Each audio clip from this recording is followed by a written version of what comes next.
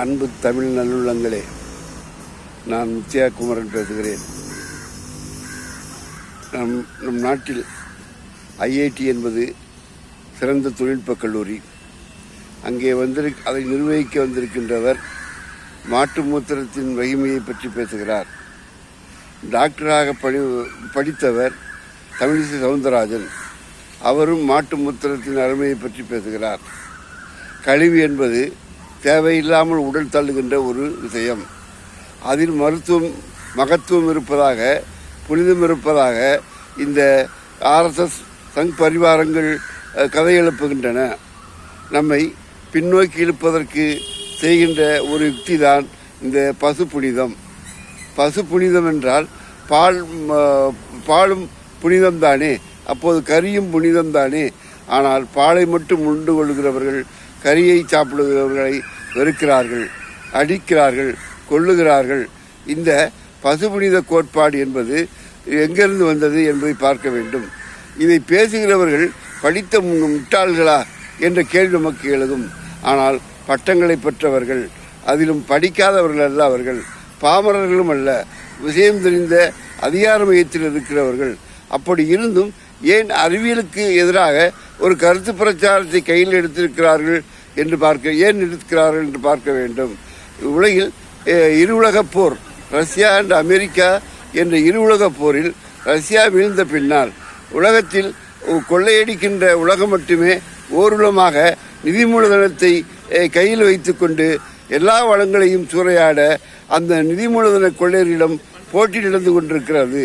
அப்படி இருக்கையில் reverse process என்று மீண்டும் மனித சமூகத்தை பின்னோக்கி இழுக்கின்ற வேலையை அவர்கள் செய்கிறார்கள்.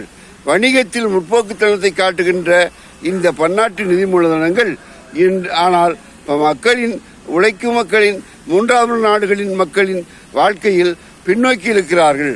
அறிவியலற்ற ஒரு மூலத்தனத்தின் ஆட்சியை உருவாக்க அவர்கள் பாடுபடுகிறார்கள். இன்று ஏஐ தொழில்நுட்பம் சைனாவில் $2 கொடுக்கின்ற அளவுக்கு மலிவாகி இருக்கிறது. இதை $200 விற்றுக் கொண்டிருந்த இந்த ஐரோப்பிய கம்பெனிகள் இன்று ஒரே நாளில் சரிவை சேர்ந்திருக்கின்றன.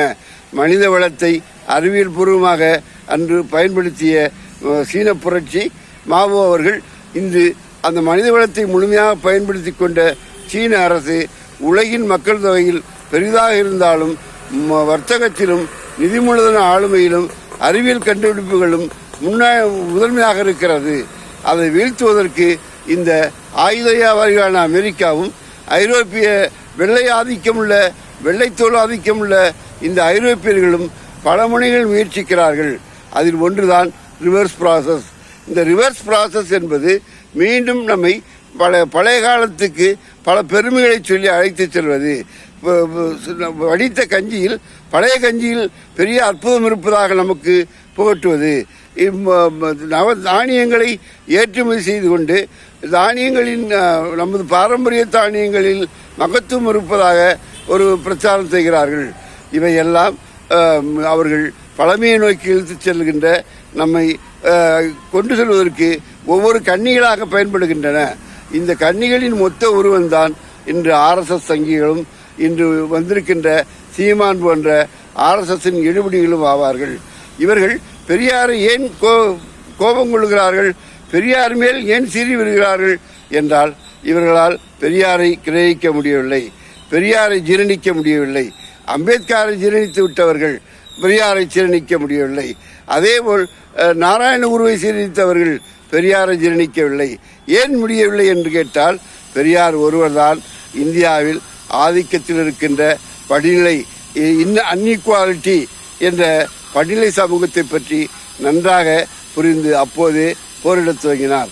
பார்ப்பன மேலாதிக்கம்தான் இங்கு இருக்கின்ற பாசிசத்தின் முதன்மையாக பார்த்தார்.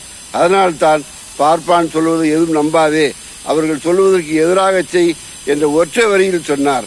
இன்று பார்ப்பன கூட்டம் தன்னால் சொல்ல முடியாததை சீமான் வழியாக பிரச்சாரம் செய்கிறது.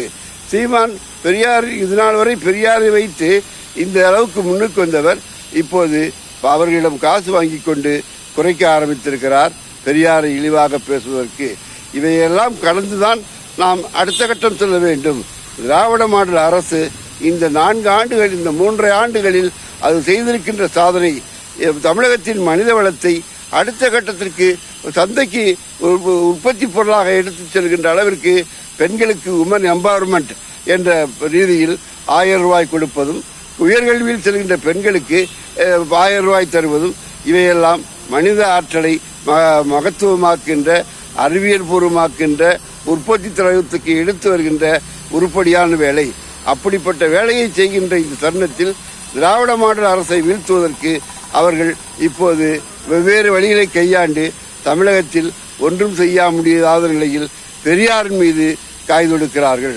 பெரியார் தான் இந்த திராவிட மாடல் அரசின் அடித்தளம். ஆனால் திராவிட மாடல் அரசு எல்லோருக்குமான பணியை செய்கிறது. ஆலயங்களை மூடிவிடவில்லை. ஆலயங்களில் ஆயிரக்கணக்கான கோயில்களுக்கு கும்பாவேசம் செய்கிறது. மக்கள் பல்வேறு தரப்பில் இருப்பார்கள்.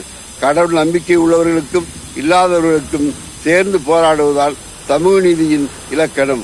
அப்படி தொடர்ந்து போராடுகின்ற திராவிட மாடல் அரசு வரும் காலத்திலும் தொடர்ந்து ஆட்சி அதிகாரத்தில் இருக்க பாடுபடுவோமாக. நன்றி, வணக்கம்.